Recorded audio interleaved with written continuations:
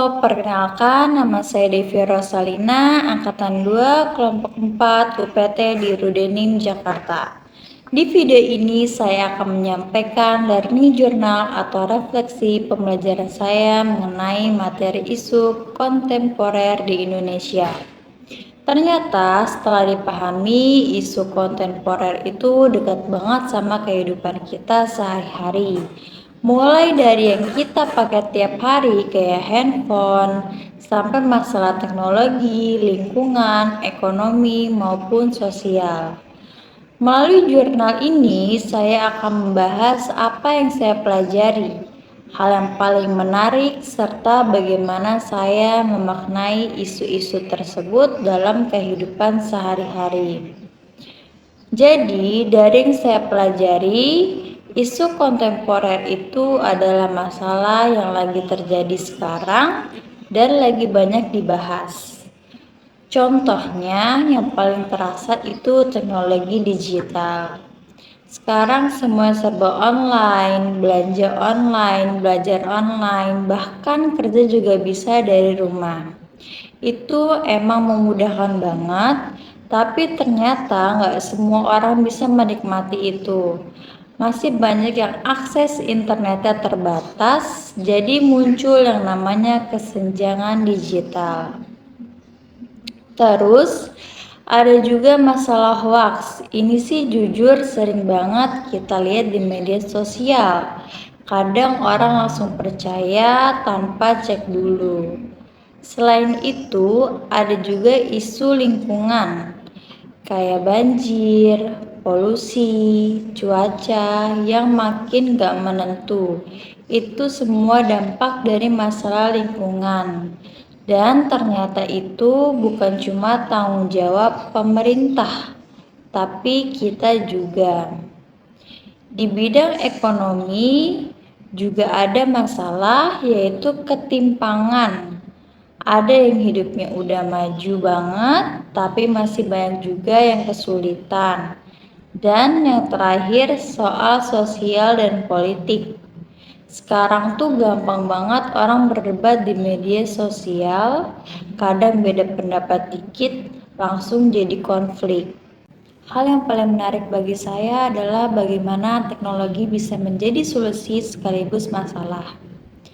Di satu sisi, teknologi membantu kehidupan menjadi lebih mudah, namun di sisi lain teknologi juga dapat menjadi sumber masalah seperti penyebaran hoaks. Saya juga tertarik dengan peran generasi muda dalam menghadapi isu-isu ini.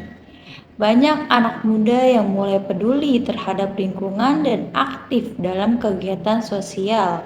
Misalnya, membuat gerakan lingkungan atau membuat konten edukatif. Hal ini membuat saya berpikir bahwa perubahan tidak harus dimulai dari hal besar, tetapi bisa dimulai dari langkah kecil. Ada beberapa ciri utama dari isu kontemporer.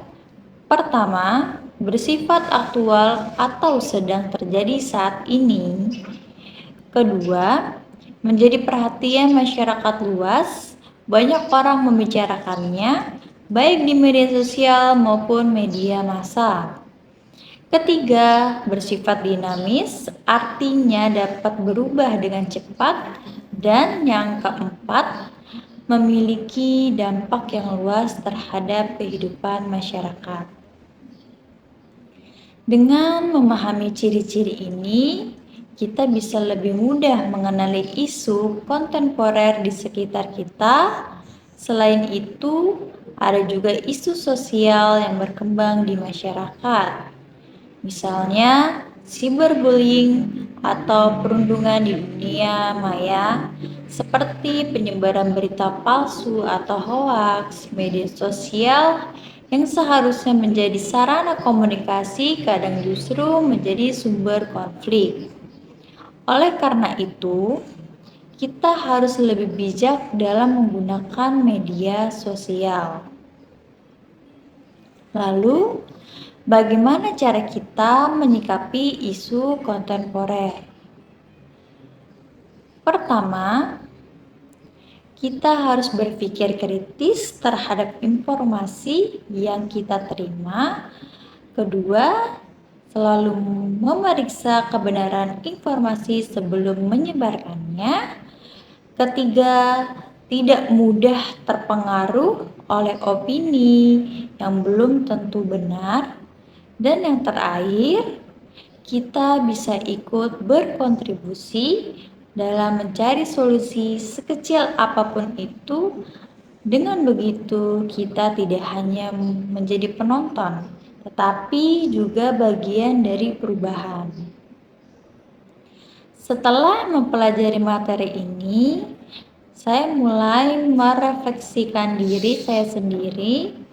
Saya menyadari bahwa selama ini saya masih kurang bijak dalam menggunakan media sosial, terutama dalam menyaring informasi. Kadang saya mudah percaya tanpa mengecek kebenarannya terlebih dahulu. Selain itu, saya juga merasa masih kurang peduli terhadap lingkungan sekitar. Misalnya dalam hal mengurangi sampah atau penggunaan plastik.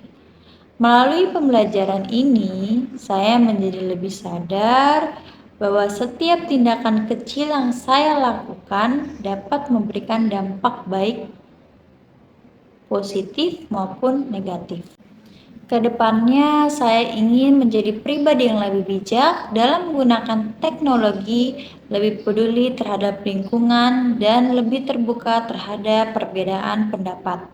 Saya juga ingin mulai berkontribusi meskipun dalam hal kecil, seperti menyebarkan informasi yang benar dan menjaga lingkungan sekitar.